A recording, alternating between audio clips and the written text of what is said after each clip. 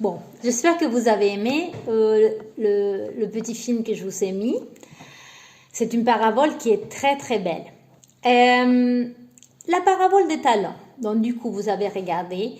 Et quand je vous disais que Jésus, quand il donnait ces paraboles-là, en fait, il voulait faire une comparaison. Il disait, voilà, comme ça se passe dans le monde naturel, ça se passe dans le monde spirituel. Donc, du coup là, nous avons le maître, d'accord? On a un maître qui va partir en voyage et qui va laisser ses richesses, en fait, tout ce qu'il possède, il va les laisser à 3 serviteurs, d'accord? Donc, qui représente le maître? Dites-moi, à vos yeux, qui est en train de représenter le maître? Dieu, pas vrai? Donc, nous avons là le maître. Je vous ai pas dit que j'étais hyper forte dans les dessins. Donc, nous avons là Dieu. Le maître, c'est Dieu. En fait, Dieu, ce maître-là, il part en voyage. Et donc, pendant longtemps, il ne sera pas avec eux.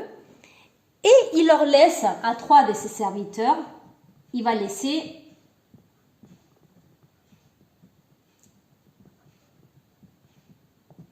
des talents, d'accord? Il va laisser des talents. Il décide en fait de laisser. À un, il va lui donner 5 talents. À l'autre, il n'en laisse que 2. Et au troisième, il va lui laisser qu'un seul. Donc, nous avons dit que le maître, c'est Dieu. Les serviteurs, c'est qui, selon vous? Ben oui, en fait, c'est nous. Nous sommes les serviteurs. Les serviteurs, c'est nous. Et les talents, qu'est-ce que ça peut être ces talents? À ce moment-là, en fait, quand Jésus raconte ça, les talents, quand il dit talents, il parle de beaucoup d'argent, en fait. À ce moment-là, un talent correspondait à 12 mois ou quelque chose comme ça du salaire d'un serviteur. Donc, du coup, c'était beaucoup d'argent. Et voilà, ce maître-là, il va laisser ça. Donc, nous avons dit, c'est Dieu, c'est nous, et les talents. Donc, d'abord, nous dit, la parole, elle dit que ce maître-là, il donne à chacun selon sa capacité. Donc, évidemment, il y en avait un qui pouvait avoir beaucoup plus ou gérer plus d'argent que les autres. Mais ce n'est pas pour ça que ça faisait de lui un préféré ni quoi que ce soit. Simplement que le maître, comme lui, il connaît ses serviteurs, il sait qui va gérer mieux ou qui va gérer moins. Ou, voilà, il a ses raisons. Dieu, c'est pareil. Il va donner à chacun comme lui, il veut. Mais il va nous donner quoi? Qu'est-ce qui représente dans le monde naturel les talents? Dans ces cas, les talents vont représenter, par exemple, d'abord notre vie. D'abord, le Seigneur, il nous donne notre vie. Et nous avons l'habitude, tous les jours, on s'élève, on va à l'école, on vit notre vie comme si de rien n'était, comme si c'était normal. C'est pas normal. Et ça, vous devez en prendre conscience. Alors, pourquoi je vous dis ça? Parce que il y a beaucoup d'enfants qui n'arrivent pas à sortir du ventre de sa maman. Il y en a d'autres qui décèdent dès qu'ils naissent. Il y en a d'autres qui naissent, qui sont malades. Toute leur vie sont malades. D'autres qui leur manquent leurs membres. Ils n'ont pas une main, ils n'ont pas un bras. Ils manquent de plein de choses. Ou comme je vous disais, ils sont malades. Je vous connais, vous, beaucoup d'entre vous, en fait, la plupart d'entre vous, vous êtes en bonne santé, il vous manque rien et vous êtes en vie. Ça, c'est un don énorme que Dieu nous fait. Il choisit de nous laisser en vie, les enfants. Et nous devons faire quelque chose de notre vie. Nous ne pouvons pas traverser cette vie en ayant une vie sans intérêt. on se lève, on va à l'école, on se couche, c'est tout. Ou par exemple pour ceux qui travaillent, pour les plus grands, on se lève, on fait les choses de la maison, on travaille et on se couche. À quoi bon nous voulons une vie comme celle-ci? Le Seigneur, il nous a donné l'opportunité de vivre dans ce monde en ce moment même. Et ça, c'est une chance que nous devons profiter. Ensuite, nous avons le message de la parole de Dieu. Ça, c'est un trésor immense. Le fait de savoir que Jésus est venu mourir pour nous, pour que nous ayons une vie éternelle, qu'il nous aime, qu'il nous pardonne nos péchés. Ça, c'est un talent, c'est un don énorme de Dieu. Nous avons ces trésors-là dans nos mains. Et ensuite, nous avons un autre talent qu'on peut dire, ce sont les dons et ce sont les talents. Ce sont des choses que nous avons en nous, que nous ne savons pas parfois. Donc, par exemple, il y en a certains qui savent bien chanter, d'autres qui savent se servir d'un instrument, et d'autres qui ont des facilités à communiquer, à convaincre les personnes. Et tous ces talents-là, nous devons les mettre en service. Alors, par exemple, nous avons vu que deux de ces serviteurs-là, en fait, eux, qu'est-ce qu'ils avaient fait? En fait, eux, ils avaient essayé de multiplier leurs talents. Ce que le maître leur avait donné, ils avaient essayé, ils sont pas restés assis comme ça, à rien faire. Non, ils ont voulu multiplier ces talents, en faire d'autres. Pourquoi? Parce qu'ils voulaient que leur maître soit content.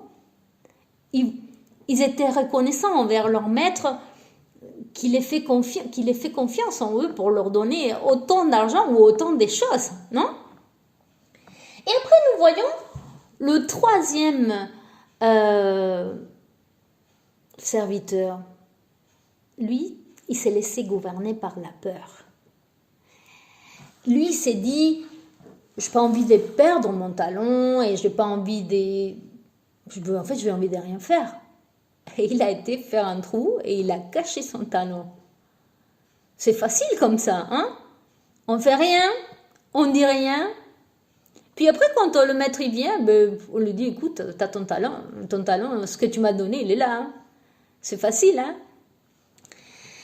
Mais en fait, ce que nous pouvons voir en fait à travers ça, à travers cette comparaison que je suis fait du monde spirituel et naturel, c'est que en fait Dieu nous donne une opportunité. Dieu nous donne une opportunité pour lui montrer ce que nous pouvons faire, pour lui montrer que nous voulons être obéissants. Et cette parabole-là, elle me touche beaucoup parce que vous avez vu comme chaque serviteur avait agi. C'était leur choix. C'est eux qui avaient voulu faire ça. Non pas par peur. En fait, le troisième, oui, il a agi par peur. Mais les autres, ils ont agi parce qu'ils voulaient que leur maître soit content. D'accord? Et de même qu'il arrive dans cette parabole où le maître est parti et qu'il est revenu, de même le Seigneur viendra pour nous un jour. Et en fait, il viendra, on ne sait pas quand, d'accord? On attend sa venue. On attend la venue de Jésus, mais aussi on sait que nous allons mourir un jour. Il y a une chose que nous savons, mais certainement, avec beaucoup de conviction, en fait, on le sait, nous allons tous mourir un jour. Et nous ne savons pas quand ça sera ce jour. Ça se trouve, ça sera d'ici 30, 40 ans, 60, je ne sais pas, vous êtes petit. Mais ça se trouve, ça peut être tout à l'heure, ça peut être demain. Et ce jour-là, le Seigneur va venir, il va nous demander de lui rendre compte qu'est-ce que nous avons fait de notre vie, des talents qu'il nous a donnés, de la parole qu'il nous a donnée à prêcher. Il va nous demander, le Seigneur. Et je voulais que vous réfléchissiez à tout ça parce que je voudrais que vous vous posiez une question. Qu'est-ce que je fais aujourd'hui avec tout ce que Dieu m'a donné? Qu'est-ce que je fais pour qu'il soit content de moi? Aujourd'hui, vous êtes, comme je vous le dis à chaque fois, vous êtes que des enfants, vous êtes petits. Et vous vous dites, voilà, je suis pas grand, je peux pas faire grand-chose. Si ma maman ou mon papa ne m'amène pas à l'église, ou s'il me prête pas son portable pour regarder la leçon, je peux rien faire. C'est pas vrai, vous pouvez faire beaucoup de choses. Vous n'avez pas besoin de vos parents pour faire beaucoup de choses, pour aider les autres, pour mettre au profit des autres vos talents. D'accord? Je vais vous raconter quelque chose qui m'est arrivé, parce que vous savez, à un moment, dans Matthieu 25, 23, quand Matthieu raconte la parabole sur la Bible, il dit quelque chose que j'aime beaucoup. Donc dans le verset 23 du chapitre 25, il dit, tu as été fidèle, c'est ce que le maître il dit à son serviteur quand il a multiplié son talent. Il dit, tu as été fidèle en peu de choses, je t'ai conféré beaucoup. Et c'est ça que nous ne devons pas oublier, c'est que Dieu, toujours, il nous donne une récompense.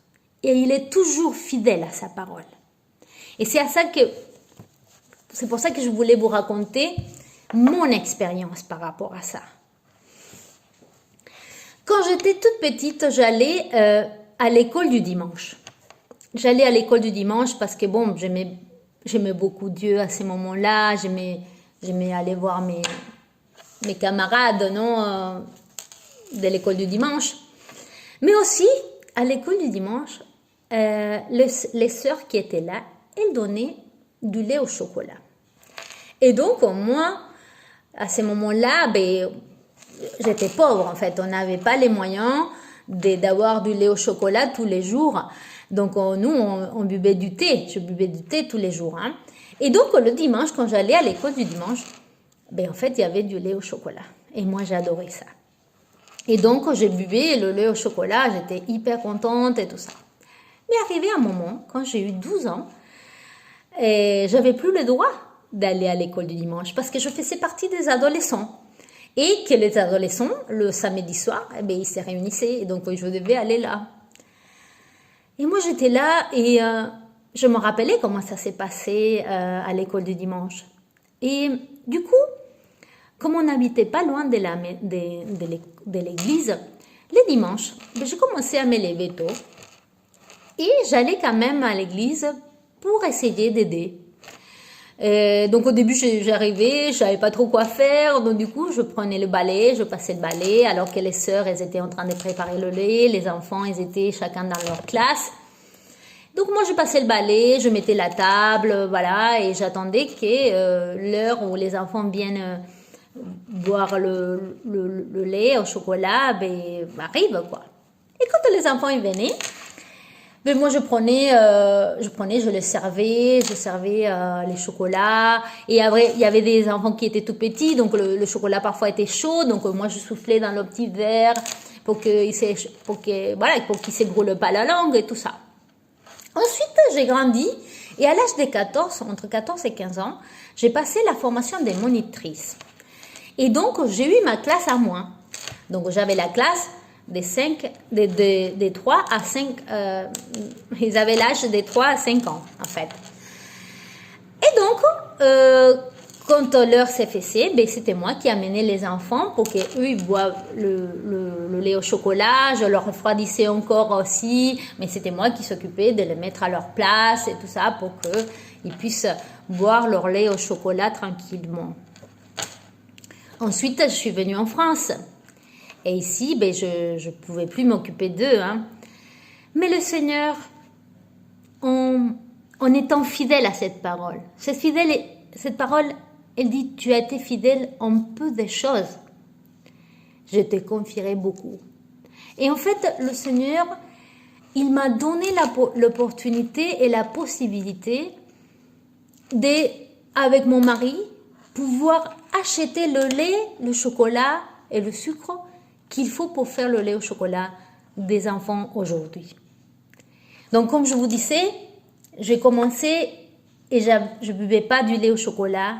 Et aujourd'hui, je peux payer le lait au chocolat que d'autres enfants qui ont besoin boivent. Et c'est ça, la fidélité du Seigneur. Et c'est ça aussi ce que je vais vous enseigner aujourd'hui. Moi, à l'âge de 12 ans, j'avais rien à donner, j'avais pas d'argent. J'allais à l'église pour aider parce que moi, je le voulais. Pas parce que ma maman, elle m'amenait, elle m'obligeait ou quoi que ce soit. Moi, je voulais aider de la façon que je puisse. Et c'était parfois difficile pour moi de me lever tôt le matin parce que j'avais envie de dormir comme vous le dimanche, pas vrai? On a tous envie de dormir. Mais je voulais surtout aider. Je savais ce que ressentaient ces enfants. Aujourd'hui, je le sais encore plus. C'est pour ça que pour moi, c'est un privilège que Dieu me donne aujourd'hui de continuer à aider. Pour vous, c'est pareil, les enfants. Vous devez prendre conscience aujourd'hui qu'ici, il ne s'agit pas de vous, qu'il ne s'agit pas de votre famille. Il s'agit des autres, de toutes les personnes qui sont en dehors de l'Église, de toutes les personnes que Dieu aime, parce que Dieu, il vous aime énormément, mais aussi, il les aime eux aussi. D'accord? Et nous ne pouvons pas vivre dans ce monde avec une vie comme celle que nous avons aujourd'hui et passer à côté d'eux tous les jours sans rien faire. Nous ne pouvons plus faire ça. Vous devez vous réveiller aujourd'hui et faire quelque chose. Dès votre place. Vous êtes petit, mais vous pouvez faire plein de choses. Prenez les talents que Dieu vous a donnés et faites-le multiplier. Il est important. Il est important parce qu'aujourd'hui, juste à côté de vous, à l'école, vous avez des enfants qui souffrent. Que ça se trouve, leurs parents, ils sont méchants. Ça se trouve, leurs parents, ils sont pas méchants, mais ils se sentent seuls. Ça se trouve, ils ont besoin de beaucoup de choses et vous pouvez faire beaucoup pour eux. Vous pouvez vous approcher et leur parler et leur dire, tu sais, je suis là si tu as besoin de moi. Je peux jouer avec toi. Je peux t'aider si tu as besoin. On peut jouer, on peut parler. Je peux t'enseigner une chanson qui parle de Dieu. Ou vous pouvez leur dire, tu sais, Dieu il t'aime. C'est pas grave si tu as pas été obéissant, si t'as fait des mauvaises choses, c'est pas grave, Dieu il te pardonne tout, parce que ça c'est la vérité. Chaque jour, Dieu nous pardonne tout. Donc, comme je vous disais, je tenais beaucoup aujourd'hui à vous dire ces messages-là, parce qu'il est temps de se réveiller les enfants. Il est temps de se rendre compte, d'ouvrir les yeux, et se rendre compte que le Seigneur, il va venir. Et que ce que nous voulons, c'est qu'il soit content. C'est vrai qu'aujourd'hui, nous ne pouvons pas aller à l'église comme nous l'avons toujours fait. Nous ne pouvons pas lire la Bible à l'église comme on l'avait fait toujours. Mais vous savez, les enfants, la Bible et les commandements de Dieu, ils se résument à un mot. Amour. Amour envers Dieu, amour envers son prochain et amour envers soi-même. Aimez-vous comme le Seigneur vous a aimé. Aimez-vous, aimez les autres. Et en faisant cela, vous aimez Dieu parce que lui, il est en toutes les personnes. J'espère que ce message, les enfants, vous a touché aujourd'hui. Et sachez que je vous aime énormément. Le Seigneur, il le sait. Et tous ces messages que je vous fais, parfois, ils sont maladroits, parfois, je parle mal. Mais c'est ma façon à moi de vous aider. C'est ma façon à moi de montrer au Seigneur et de vous montrer à vous que je vous aime. Donc, faites comme moi. Faites comme le Seigneur Jésus a fait. Le Seigneur Jésus, il a aidé tous ceux qui pouvaient aider. Il a guéri. Il a guéri même alors qu'il n'avait pas le droit parce que c'était le sabbat. Parce que dans le sabbat, on pouvait rien faire, mais il l'a guéri quand même.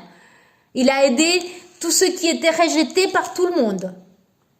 Il a aidé les lépreux alors qu'ils étaient maudits à ce moment-là. Mais lui, il les touchait, il les aidait. Et nous, si nous aimons Jésus, si nous aimons Dieu, nous devons faire pareil. Nous devons arrêter de passer à côté d'eux sans même les regarder. D'accord? Bon, je vous fais un gros bisou et à la prochaine les enfants. Que Dieu vous bénisse et que Dieu mette en vous cette envie de servir, cette envie d'aider, parce que c'est pour ça que nous sommes dans le monde. Allez, bonne journée.